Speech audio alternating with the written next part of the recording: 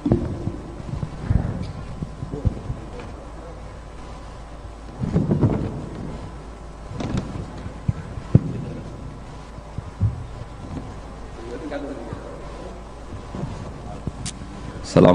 warahmatullahi wabarakatuh. Bismillahirrahmanirrahim. Tabarakalladzi nazzala al-furqana ala 'abdihi liyakuna lil 'alamin nadhira. Allahumma shalli wa sallim ala sayyidina Maulana Muhammad wa ala alihi wa sahbihi wa barik wa sallim asma'in nama ba'du. Sedanten keluarga besar Pondok Pesantren Peloso, sedanten durya ingkang kula hormati, sedanten Al-Falah mriki ingkang kula hormati, santri-santri ingkang kula hormati. Niki semuanya yang ikut Fathul Masail napa boten? Fathul Masail napa nambahi masail? Karena setahu saya itu Fathul Masail itu nambahi masalah. Karena yang harusnya terjawab gara-gara wong berengkel-berengkel itu jadi gak keterjawab. Yang nggak gampang jadi ini Mbah Kausar itu bahasa saya sebetulnya, tapi tua saya karena Neng Jazil itu pernah bahasa. Jadi buyut saya kandung namanya Maimunah. Maimunah itu bayunya Mbah Bedowi. Maimunah itu bayunya Mbah Bedowi. Terus ini Mbah Bedowi punya anak Mbah Hamid. Mbah Hamid punya putri Neng Jazil. Terus entah kenapa tahu-tahu ikut Gus Kausar. Tidak, bagi saya itu agak merugikan karena saya harus manggil Mbah. Harusnya saya itu nggak perlu takdim, andaikan beliau nggak dapat pernah Mbah kula ning Jazil. Harusnya tarung. Karena kenangan saya sama santri Peloso dulu itu saya sering makili Santi Anwar, dulu yang makili masih Gus Firjon. Itu debat terus, ternyata ya pernah Mbah saya. Jadi saya ini secara nasab sial pernah nom terus. Karena buyut saya itu putri sehingga apa ya, cepat sampai generasi kelima, keenam, sementara Neng Jazil baru generasi ketiga. Dengan Kiai Hamid Pasuruan juga sama, kados yang kemarin saya ngisi di Pasuruan. Karena saya memang jarang mau diundang, kecuali kriterianya itu pernah guru, pernah dulur. Nah ini Peloso yang dijual Gus Kausar. Ternyata laku, nyatanya saya datang berarti laku. Memang saya kalau di Lasem terkenal Bani Umar, jadi buyut saya itu yang partai Bani Umar, sama dengan Kiai Hamid Pasuruan. Hamid bin Abdullah bin Umar, kalau bahasa itu Fatimah binti Idris bin Umar. Nah, Yai Umar itu dapat Mbah Maimunah, Mbak Yunya Mbah Dowi. Tapi ini karena urusan ilmu ya kadang Mbah juga harus dilawan. Karena dalam ilmu itu semuanya fair. Kita tahu semua Jamul Jawame itu dikarang oleh bapak dan anak. Ya biasa saja kalau Imam Taqiyuddin As-Subki ya dikritik biasa, mengkritik ya biasa, normal saja. Karena ilmu itu siapa saja boleh gugat, tapi tetap ma'al adab. Karena kalau ilmu nggak dikontrol itu bahaya betul. Wajah-wajah gini kan nggak wajah Nabi kan, nggak akan. Nabi nggak akan karena sudah ditutup, wajah wali juga jauh. Jadi kemungkinannya itu wajah muta'annitun sing mempersulit situasi. Sama tidak usah tersinggung karena ini fakta biasa saja. Biasa. Saya punya pengalaman Fathul Masail itu banyak dan berakhir dengan rata-rata mauquf. Orang berengkel itu macam-macam. Kalau orang Madura karena hamiyahnya, dan itu bagus. Wong ndak hamiyal jahiliyah. Saya punya sekian contoh perdebatan, mungkin bisa ditiru dalam Fathul Masail. Dan yang saya ceritakan di sini itu nggak tanggung-tanggung. Logika yang dibangun Allah Subhanahu Wa Taala. Jadi itu di atas muharrir, di atas musoheh. Tapi langsung Allah Subhanahu. Itu kalau sampean bantah neraka selawas-selawas. Yaitu masyhur dalam kitab Hilyatil Aulia dan beberapa kitab diceritakan kalau di Hilyatil Aulia itu ikut tarjamannya Ka'bul Ahbar atau Wahab bin Munabbih. Kita tahu kitab Hilya itu indukannya kitab Ihya fi Manaqibil Akhyar. Jadi Ihya itu nginduk sekian kitab. Kalau Fitasawuf nginduk Kutil Qulub karangannya Abu Thalib Al-Makki. Kalau fi Manaqibil Akhyar nginduk kitab Hilyatul Aulia karangannya Abu Nu'aim Al-Asfihani. Dan kitab itu memang harus nginduk supaya muttabi bukan mubtadi. Makanya saya senang Gus Tadi Kausar bilang abasa baca begini, memang harus begitu. Kalau dia baca sendiri saya tidak percaya, memang dia harus ngomong gitu. Kalau tidak saya tidak percaya. Dan bagus begitu. Termasuk yang saya kenang tadi beliau baca taqihi al-harro saking panas. Karena keyakinan saya memang al-harro itu mansubun binas il-khawfid, anil khari, terus hanya dibuang, tahu-tahu jadi nasab. Itu juga kasus sebetulnya. Ya pantas agak lah, ya lumayan lah, gitu sudah bagus. Begini, suatu saat Nabi Ibrahim didatangi malaikat Israel, mau dimatikan, nyawanya mau diambil. Kata Ibrahim, kamu siapa? Saya Israel. Mau apa? Nyambut nyawa anda. Jawabnya Ibrahim, kamu tahu saya siapa? Saya ini Khalilur Rahman. Wahal ra'aita khalilan yumitu khalilah. Masa kekasih bunuh yang dikasih? Ini nggak masuk akal, ini mesti kamu salah. Israel, kamu pasti salah. Ya mungkin saja karena nggak pernah ngaji di pelosok, malaikat Israel nggak pernah ngaji berat pelosok, jadi mungkin salah. Nggak pernah ngaji ihya, apalagi khataman. Kalau sampean khataman tidak pernah ngaji, itu lebih buruk lagi, itu buruk sekali. Itu buruk sekali. Itu menurut saya itu kredit, itu bahaya itu. Nanti saat tes, saya itu khatam ihya setengah hafal. Artinya kalau sampean macam-macam tak tes. Saya pernah khatam ihya, pernah tak maknani sendiri, pernah tak maknani pakai ithaf. Terus ditambah khataman sama Mbah kula niku Gus Kausar. Jadi pengetahuan tentang ihya saya itu sempurna, sangat mendalam, sangat sempurna, berakhir di sini tadi.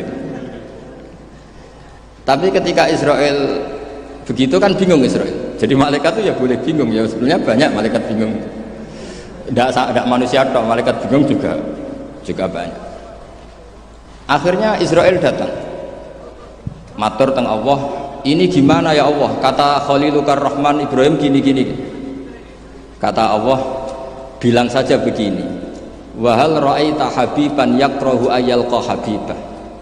Mosok kekasih ketemu sing dikasih gak siap, itu logika apa? Ini gue fasul masail bisa. Akhirnya Israel bilang, kata Allah begini logikanya, takbirnya begini kalau dalam fasul masalah itu. Wahal ra'aita habiban yakrahu ayyalqa habibah. Mosok kekasih nggak seneng kalau ketemu yang dikasih. Kalau nggak mau mati artinya nggak siap ketemu yang dikasih. Oh iya siap. Putus fasul masail, selesai. Bisa dijual itu hasilnya nanti karena sudah putus. Jadi memang fasul masail itu penting.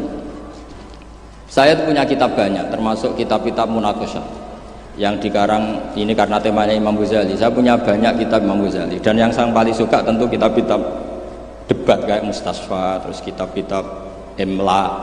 Pokoknya kitab Imam Ghazali sing ndekne ngamuk. Karena kalau beliau pas wali kutub kita niru kok GR temen. Jadi saya niru yang pas beliau marah. Saya punya kitab yang mulai min awali hatta akhiri beliau marah terus, namanya Al-Imla fi Iskalatil Ihya. Itu memang beliau ngarang pas posisi marah, orang bully Ihya, orang menyakiti Ihya, orang nggak suka, terus beliau menjawab itu, ya hater lah kira-kira gitu. Ini gaul, ini bahasa ini gaul. Saya itu sebenarnya ya itu tadi, kalau saya boleh milih takdir, saya nggak seneng beliau menjadi bahasa ya. Karena kalau neng Jazil kan asli, nggak apa-apa saat azim. Ini kan iya ari itu jadi, tapi ya nggak apa-apa, itu takdir sudah. Karena dikatakan ari itu min haitsu hukmud dunya, tapi min haitsu hukmil lauhil mahfuz sudah ditulis mulai dulu. Jadi ya sudah nggak apa-apa lah, ini juga kawak sudah ditulis di lauh mahfuz. Yang ngaji Gus Dah di Lasem, yang untung dia. Yang panen kita. Iya, jadi sebenarnya yang ngaji sama Badawi itu Mbah Dah, Gus Dah itu. Tapi Gus Dah gak jadi mantu Badawi, yang panen ini dapat cucunya Badawi. Ini keajaiban. Gak ikut ngaji, dapat panen. Ini agak masalah sebetulnya dalam hukum itu. Tapi ya gak apa-apa lah.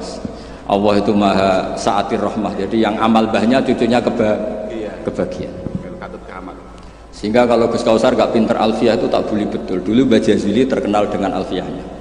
Saya sering diceritain Mbah Mun, Mbah Khim pamannya itu dulu ngaji di Lirboyo bareng Mbah Mun.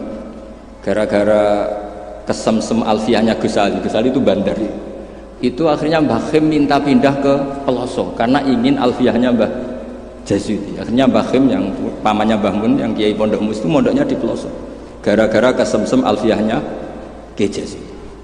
Nanti kalau orang ngaji alfiyah di pelosok berkurang itu pasti salahnya Gus Kausar. Jadi dulu daya tarik alfiyahnya Mbah Jazuli sampai orang sudah mondok Lirboyo itu pindah pelosok. Jangan sampai anakku mondok Gus Kausar pindah. Ini nanti bahaya itu. Saya sering ketemu beliau di Lasem, jadi saya akrab sekali karena beberapa kali. Kemarin Mbah Jamil juga di rumah saya, baru kemarin pilih haji. Mertuanya ini, mertua juga buyut saya, mbah saya. Saya teruskan ya, logika ilmu itu memang harus dibangun. Kalau enggak habis. Karena sepinter-pinter sampeyan itu pasti tidak wali. Kalaupun wali itu wali yang boleh disaingi. Karena antar wali juga debat. Antar wali ya banyak yang enggak cocok. Dan itu enggak masalah. Saya berkali-kali bilang di mana-mana. Said Abdul Haddad itu masyhur, orangnya sangat khusyuk, sangat hati-hati. Sehingga kalau beliau ada tamu ditanya, kamu ngaji sama siapa? Ngaji sama Gus Kausar. Pernah enggak gurumu itu nangis pas ngajar? Enggak pernah. Oh lereni, mati ini atas. Tapi kalau Abdul Hasan Asadili balikan, kamu ngaji sama siapa? Sama Gus Kausar. Pernah senyum enggak? Pernah tertawa enggak? Enggak pernah. Lereni, berarti wong ra iso syukur katanya. Jadi Abdul Hasan Asadili itu seneng guru yang agak-agak uraan, yang sewantai, yang karena dianggap ekspresi apa? Syukur. Kalau Said Abdul Haddad gak suka seperti koyok seradi dosa ibu ya bu. Ini dua kutub, ya dua kutub besar dalam tradisi wali. Dan itu nggak masalah. Saya punya kitab indukannya Imam Ghazali itu banyak, termasuk kitab Nihayatul Matlab fi Dirayatil Madzhab karangannya Imam Haromen. Itu yang direvisi Imam Ghazali sebagai muridnya juga banyak. Imam Malik mazhab yang direvisi Imam Syafi'i juga banyak. Imam Syafi'i yang direvisi Imam Ahmad ya banyak. Bahkan Imam Nawawi ketika ngarang Minhajut Thalibin yang beliau memaklumatkan bahwa ini mukhtasar dari Muharrar, itu beliau juga sering kritik kitab Muharrar, indukannya kitab Minhajut Thalibin. Sehingga beliau ngintikan kultu al-asoh kada wal asoh kada.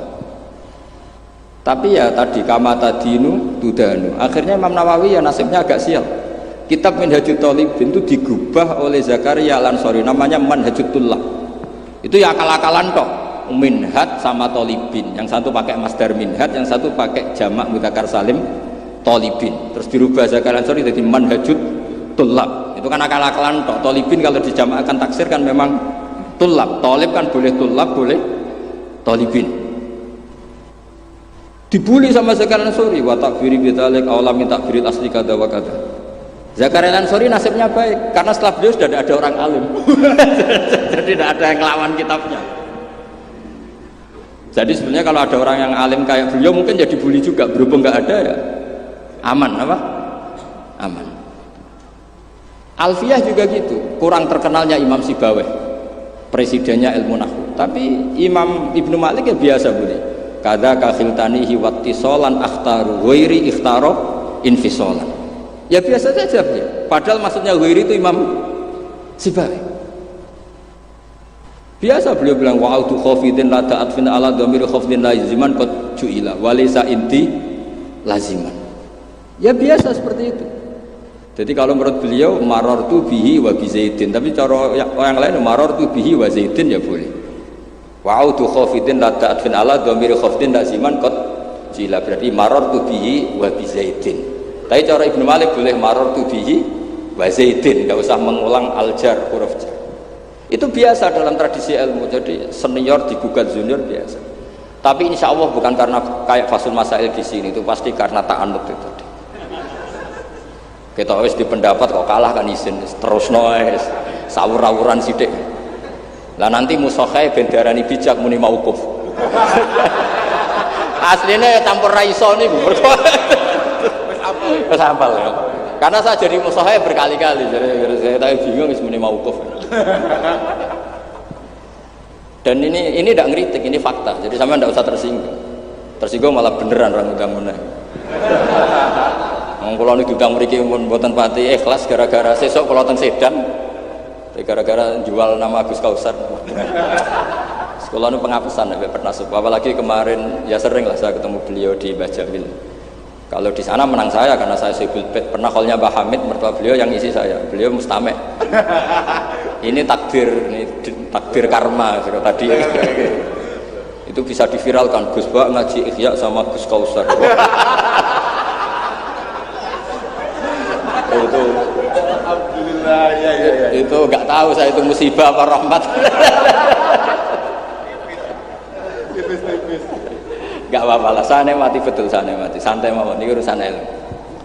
Kenapa ilmu itu harus digugat? Karena selain masalah usuluddin, ya selain masalah usuluddin dan hal-hal yang mujma' alaih atau muttafaq alaih dalam fikih, itu memang potensinya tidak. Asal yang gugat orang alim loh ya, jangan sekedar dosen, ora iso ngaji dulu. Mesti dosen tertentu ora iso ngaji, itu ora istihad, itu ngawur ini. Istihad itu harus orang alim. Alim itu hafal Quran, hafal ribuan hadis, hafal kutubus sittah, terus khatam Ihya. Maksudnya khatam dari awal ngaji sampai akhir.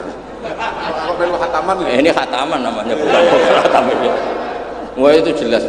Lo ora percaya tak tes. Ayo ini khataman apa khatam? Oh, langsung khataman. Ayo. Tak tes betul. Saya sinau Ihya itu pernah ngaji sama Mbah Mun, pernah tak manani pakai pikiran saya sendiri. Terus tak ulang lagi tak manani pakai pikirannya Said Zabidi, kitab Ithaf. Dan kita punya sanad dengan Ithaf itu dekat sekali. Ya sama, saya jenengan sama. Karena misalnya saya, Mbah Mun, Mbah Zubair, Ki Fakih Mas Kumambang, Mbah Mahfud Termas, Ki Mahfud, Ki Abdullah, Ki Abdul Manan. Abdul Manan yang mbahnya Mbah Mahfud itu mulazim sama Said Zabidi, Sohibul Ithaf. Namanya Said Murtado Az-Zabidi. Jadi sanad kita dengan beliau itu dekat sekali. Ya tentu saja misalnya, ya sama lah sanad saya Kloso Lirboyo kan sama. Sebagian tetap lewat Mbah Hasyim. Biasanya nak sanad jalan pintas lewat Syekh Yasin bin Isa Al-Fadani. Tapi itu ijazah amah. Sebetulnya keren sanad mulazamah yang ngaji min awali hatta akhiri. Kalau ketemu beliau kan musim haji, ajas tukum qabilna. Repot. Ya itu ya bagus lah untuk ijazah, tapi terus ngaji kitab opo. Kadang memalukan gini, misalnya di pondok ngaji sampai Ustadz Iqbal Jurumiyah Imriti sama Ustadz Nasor Imriti. Bareng kenal Syekh Yasin bin Isa, mosok Jurumiyah ngaji sampai Syekh Yasin, nek sakake Syekh Yasin.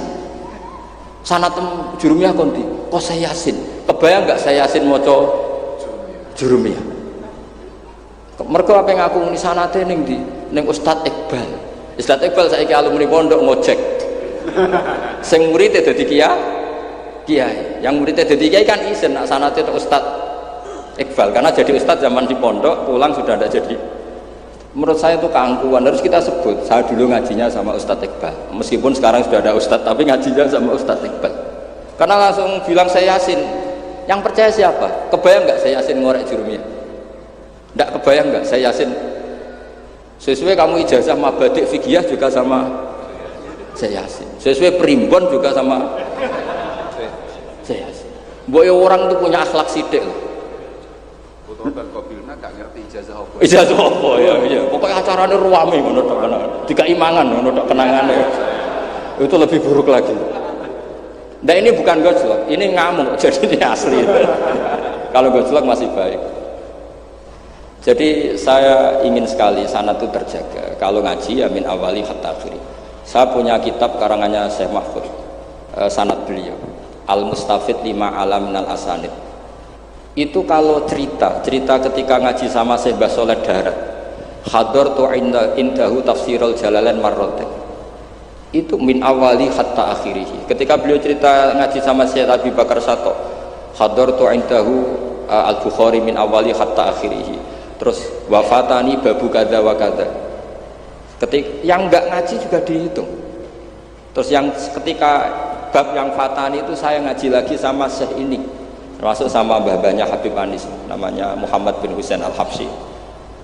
Karena sanad kita pasti ketemu semua di Sayyid Zaini Tahlan. Jadi yang Solo itu Habib Anis kan Anis bin Alwi bin Ali, yang punya Sohib Simtut Duror. Ali ini bin Muhammad ya bin Husain, itu juga mufti Syafi'iyah. Jadi insya Allah sanad seluruh Indonesia itu sama, termasuk sebetulnya Muhammadiyah. Tapi Muhammadiyah kan terus man ba'dawi ini terus tidak ngaji. Man ba'dawi setelah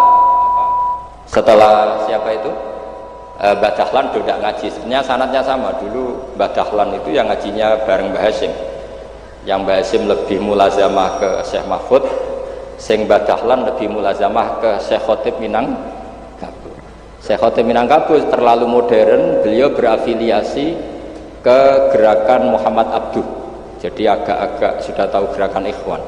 Sehingga Mbah Dahlan pulang ke Indonesia dengan gaya reformis, yang Mbah Hasyim tetap mengikuti tradisi salaf karena beliau lebih terbentuk oleh Syekh siapa? Mahfud. Kita tahu Syekh Mahfud itu adalah murid Sayyid Abi Bakar Sato. Abi Bakar Sato itu kalau Jawa itu kira-kira rujul. Itu yang barep namanya Umar Sato. Sayyid Umar Sato itu yang gurunya mbahnya Mbah Mun. Mbah kandungnya Mbah Mun dari ibunya namanya Ahmad bin Su'aib. Itu dulu mondok di Mekah, muridnya Sayyid Umar Sato. Dan itu beliau nggak pernah ngajar kitab besar, nggak pernah ngajar Ikhya atau kitab-kitab besar. Beliau mau ngajar kitab yang bisa dihafalkan. Jadi kalau muridnya nggak sanggup muhafadzah, nggak mau ngaji beliau. Makanya kita ini wajib menghafalkan, itu sebenarnya ya korban dari tadi. Jadi muhafadzah itu bagian dari itu. Tapi ini korban baik, tentu korban baik. Cuma kritik saya pada pondok-pondok itu muhafadzah sekarang itu menjadi syarat kenaikan kelas. Dulu itu enggak, muhafadzah itu syarat menjadi orang alim. Sekarang enggak alim pun yang penting muhafadzah. Akhirnya banyak yang hafalannya alfiyah hafal tapi ora paham alfiyah, sing paham ora hafal. Karena biasanya wong paham itu kan banyak analisis. Nah, saya termasuk yang bejo ya paham ya hafal. Ini syukur. Tapi saya harus lebih syukur Gus Kausar. Karena tadi wis paham apa yang ngaji ya aku, jadi ini masih kalah saja. Saksinya banyak lagi pas ngaji. Dulu Gus Kausar pas di dalamnya Bamun bilang saya gini, Gus kalau pengen ngaji dengan saksinya mau sitok, ini pas aku ngaji dia waktunya wakil jadi untung beliau di bangsa. Tapi tidak apa-apa, saya ikhlaskan tuh bahasa saya aman. Ilmu itu harus dikritik, sehingga dulu ulama itu biasa tadi saya contohkan dari Alfiyah ya, karena yang identik dengan Mbah Jazuli. Ibnu Malik itu muridnya Imam Sakhawi, beliau ahli qiraah sab'ah. Imam Sakhawi itu muridnya Imam Syatibi. Kita tahu Imam Syatibi terkenal sekali dalam dunia sab'ah, kan Nawawi fil fikhi kira-kira, karena yang bisa menerjemahkan sab'ah populer itu Imam siapa? Syatibi, yang punya karangan Firzul Amani. Saya pernah belajar kitabnya khatam. Sehingga Ibnu Malik itu terbentuk oleh qiraah sab'ah. Sehingga kalau beliau mengatakan fin nazmi wan nasri sahihi musbata, teori saya itu bisa dibuktikan baik dalam syair, maksudnya nazm di situ adalah syair, wan nasri sahih. Nasri sahih artinya qiraatu Abi Amrin. Karena qiraatu Ibnu Amrin itu mengatakan wattaqullahalladzi tasaaluna bihi wal arhami. Kalau dibaca wal arhami artinya ada maktuf pada maktuf alih dhamir majrur min ghairi i'adatil jari, yaitu wal arhami diatafkan pada bihi tanpa mengulang huruf jar. Tapi jumhur tentu lebih keren karena jumhur mengikuti qiraah masyhurah wattaqullahalladzi tasaaluna bihi wal arhama. Jadi jumhur memang bacanya wal arhama diatafkan ke Allah, bukan diatafkan ke bihi. Ketika Ibnu Malik mengatakan fin nazmi, saya tuh nggak pernah terencana mau ngomong ini gara-gara ini mau bully Gus Kausar ini. Maksudnya mau beli tadi, dulu guru-guru kita pindah pondok ke Peloso karena kepengen alfiyahnya Mbah Jazuli. Itu harus terjadi lagi era cucu-cucunya, jangan sebaliknya. Ya siap demo ya? Kak wani lah santri Peloso mesti. Walat. Nah ini ngeritik yang membangun. Jadi Ibnu Malik karena cucu murid sama Imam Syatibi itu dia ahli qiraah sab'ah. Sehingga bacaan-bacaan di sab'ah itu yang menjadi dalil beliau ketika punya rumus nahwu. Termasuk beliau meyakini bahwa seperti itu ada, yaitu fin nazmi wan nasris sahih. Maksudnya nasrah itu qiraatu Abi Amrin atau ba'dul qurra sab'ah membaca apa? Wattaqullahalladzi tasaaluna bihi wal arhami, bukan wal arhama dalam qiraah itu. Sehingga sebetulnya kalau bicara sanad itu tidak ada ilmu yang asing. Ya tadi karena bapak saya hafid, bapak saya ini teman abahnya ini. Bapak saya dulu akrab sama Gus Mek, Gus Dah. Beberapa kali putranya Gus Dah lahir itu yang semaan bapak saya. Bapak saya itu hafal Quran. Makanya saya ketiban barokah beliau, saya juga ngapalkan Quran mulai kecil. Terus saya sambil ngaji di sarang, jadi saya termasuk wong bejo. Jadi ngaji fikihnya di sarang, terus saya punya tradisi keluarga Quran karena buyut-buyut saya dari ibu itu semuanya keluarga Quran. Yang dari bapak itu keluarga ahli tirakat. Jadi cara kalau daftar wali insya Allah cepet. Karena mbah saya dari bapak itu tidak pernah keluar dari kamar. Jadi kayaknya cepet lah kira-kira gitu. Gambar lah. Iya, jadi saya ini daftar wali ya gampang, daftar ulama ya gampang. Kalau daftar orang goblok tidak daftar sudah jadi. Itu lebih gampang lagi gitu. Lebih gampang lagi. Saya teruskan menyangkut teori L. Saya sering guyon di mana-mana dan ini nyata. Dulu itu pernah seorang ulama meragukan, jangan-jangan benar-benar cengkeh itu pewangi. Buktinya kalau bikin kue itu dikasih cengkeh supaya tambah wangi. Pertanyaannya secara fikih, kalau cengkeh itu pewangi, berarti orang rokok pas ikhram itu bayar dam karena pakai apa? Pewangi. Oke, itu hampir putus. Tapi ada yang nyoal, ya kayak jenengan-jenengan Fasul Masail itu. Berarti orang Jumatan sunat rokok. Karena itu pewangi. Jadi silahkan imamnya ya rokokan, makmumnya. Wah ini kan at-tatayyub yaumal jum'ah. Wah itu bisa celaka. Barokahnya penggugat itu, fatwa itu di cancel. Tidak usah. Batal. Kacau semua. Artinya debat itu penting. Debat itu penting. Karena orang akan tahu. Makanya Alfiyah dari awal sudah memaklumatkan fa'iqatan Alfiyah tabni muti. Karena ilmu itu setelah digugat itu kelihatan salahnya. Yang paling masyhur dalam usul fikih misalnya. Ini saya ngomong kelas A karena hormat sama santri Al-Falah, apalagi ini katanya peserta Fasul Masail. Nara fahmi kebuangan. Sampean enggak usah tersinggung, biasa saja, ini kan ranah ilmu. Ya nak mbak-mbak boleh, wong itu oleh tersinggung, wong lanang ora oleh. Biasa wong itu tersinggung, wong lanang kebablasan. Notabene dalam usul fikih atau dalam hukum fikih itu kan hukum yang wajib, haram, mubah dan sebagainya. Itu banyak ulama yang mengatakan mubah itu tidak ada. Padahal mubah itu terkenal sekali, tapi sebagian ulama mengatakan mubah itu tidak ada. Kenapa tidak ada? Ya karena setiap orang melakukan mubah pasti bersamaan dengan itu tarkul haram. Misalnya tidur itu mubah, padahal pas tidur tidak zina, tidak maling, tidak korupsi, tidak demenan, tidak macam-macam. Berarti tidur itu mubah apa tarkul haram? Tarkul haram wajib apa mubah? Wajib. Berarti turu? Waduh. Potongan-potongan ini untuk ijazah rusak. Nanti jahit gambar. Di situ jelas. Sampean kalau nggak percaya cari di Lubul Usul itu. Alasannya Al-Ka'biyah itsma min mubahin illa wa yatahaqqaqu bihi tarku haramimma. Sama siapa lafirnya? Tidak ada sesuatu yang mubah kecuali saat Anda lakukan pasti banyak keharaman yang Anda tinggalkan. Fa yatahaqqaqu bisukun tarkul qatli wa bisukut tarkul qadar. Orang diam artinya enggak bunuh orang. Orang tidur artinya enggak ngerasani orang. Wa tarkul haram wajib, fal mubah wajib. Ternyata akhirnya yang hukum mainstream bahwa mubah itu ada dirubah, wal mubah min haitsu dzatuh, ditambahi min haitsu dzatuh. Karena kalau min haitsu atharul mubah adalah wajib karena terjadi tarkul haram. Itu barokahnya gugatan. Akhirnya wal mubah min haitsu dzatuh. Ya umumnya mas saya sarang baca min haitsu dzatuh karena masih ngikuti kaul ashah, kalau haitsu wajib butuh pada jumlah. Tapi kalau ada yang baca min haitsu dzati anggap ae wong pinter. Mergo roh kaule nak haitsu le mudhof ning mufrad, ya anggap ae wong pinter. Utawa pancen ra iso. Ya utawa ketepaan ya, tapi tidak tahu saya. Jadi ini santai-santai saja, sampean dendam ya boleh karena saya gojlok. Tapi saya berhak lebih dendam karena saya jauh-jauh dari kesini untuk ngaji sama sampean gak matur nuwun kebablasan. Padahal saya sesuk harus ngaji di Sedan. Nah kembali ke Sayyid Umar Sato. Sayyid Umar Sato ini punya murid namanya Ahmad bin Su'aib, yang akhirnya Mbak Ahmad ini punya putri namanya Mahmudah, terus punya putra Bangun. Mbak Ahmad Su'aib ini punya cucu namanya Hamzah Sato yang besok saya ngaji.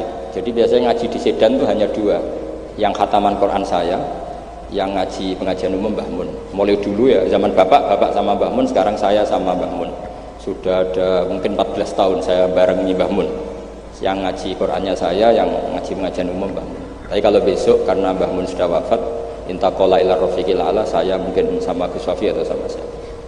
Said Hamzah ini juga yang Hamzah bin Abdullah bin Umar.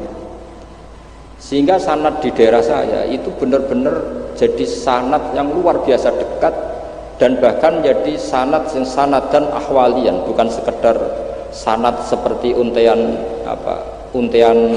mutiara atau untian, tapi memang jadi perilaku.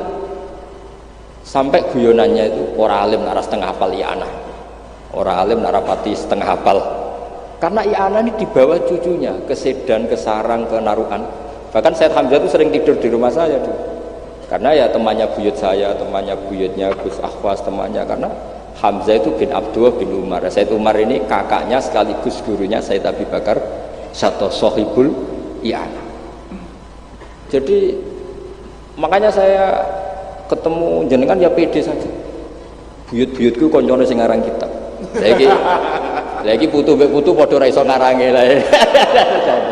Tapi suatu saat insya Allah punya karangan, nggih tunggu mawon. Ojo karangan bunga, karangan kitab, maksudnya karangan kitab. Sembrono. Memang benar-benar ngarang kitab. Nah, kenapa ilmu itu butuh digugat? Kalau enggak ya habis kita. Misalnya kitab Takrib itu mengatakan mabit bimina Musdalifah sunnat apa wajib? Sunnat. Fathul Qorib membenarkan yang benar adalah wajib. Padahal kitab kecil. Karena Fathul Qorib itu nyarai Takrib, kitabnya kecil. Itu aja sudah ada gugat menggugat. Apalagi Bahsul Masa. Gue takbir pirang-pirang dino nganti runtusan, jebule keok. Kan yo isin. Ya, cara saya memang harus ngeyel itu satu-satunya acara ini kan harga diri. Apalagi di daerah santri ini kan isen Gus. Oh isen pol Gus. Lah musokhah yang bijak adalah yang memutuskan mauquf. Makanya kalau musokhah bilang mauquf kemungkinannya dua. Kalau nggak bijak ya panjang ra paham. Karena masalahnya mustabih, kayak iya kayak tidak. Nggak apa-apa. Nggak paham itu bagus. Kalau memang masalah itu sulit bagus nggak paham. Kalau sulit kok memaksa paham ya ibu-ibu paham. Saya punya sekian contoh ya perdebatan ulama. Saya punya kitab namanya itu Al-Ghiyasi fil Tithamil Zulam, karangannya Imam Haromen. Saya juga punya kitab Nihayatul Matlab fi Dirayatul Madzhab. Saya juga punya kitab disertasi doktor profesor cucunya masih keluarganya Syekh yang di Syria, namanya Adib. Ini nulis disertasi doktoral tentang Imam Haromen. Itu luar biasa. Ternyata saya cek isinya Ihya sama Imam Haromen fil fikih, tentu fil fikih, karena selain fikih Imam Ghazali itu udah nginduk Imam Haromen. Sudah saya katakan tadi, fit tasawuf nginduk Qutil Qulub, fi manaqibil akhyar nginduk kitab apa? Khilyatul Auliya. Dan memang kitab itu harus nginduk supaya muttabi. Itu misalnya fikih begini, pertanyaannya fikih begini. Lauto bakot dunya al haramu. Lalu kita gimana? Semua dunia ini haram. Lalu orang Islam harus bagaimana? Pilihannya hanya dua. Kamu makan berarti memakan barang haram. Atau tidak makan, kemudian makanan itu dipakai taqawi ahlil fiski atau taqawil fusak li fiski.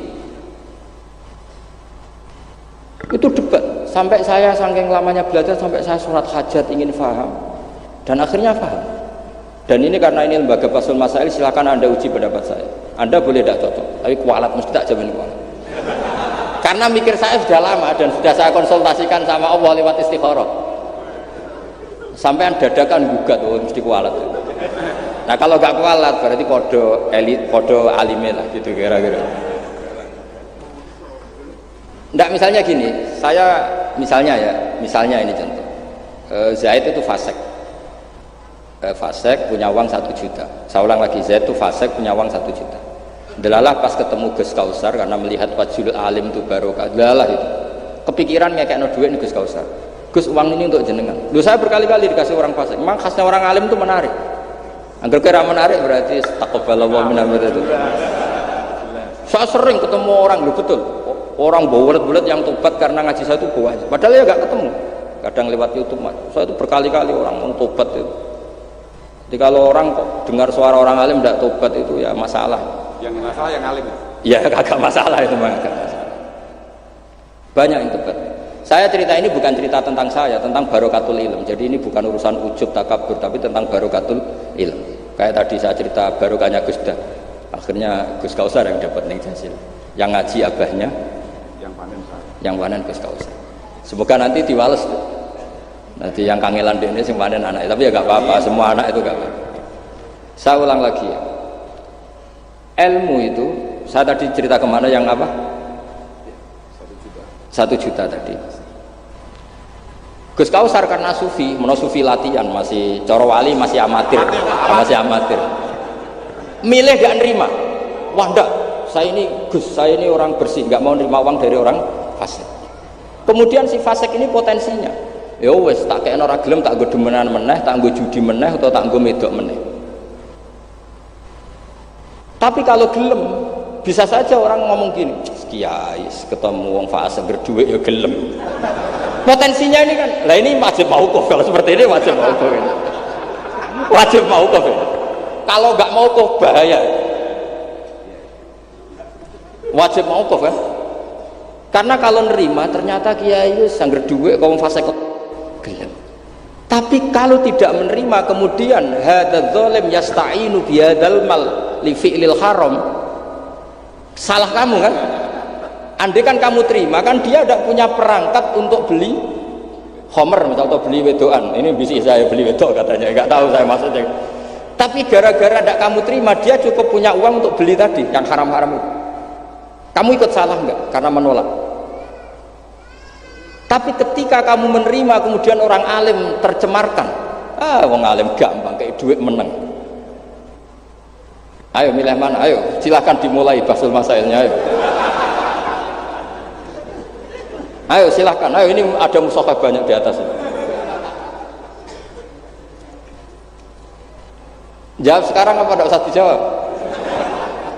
Ini masih 5 menit ini.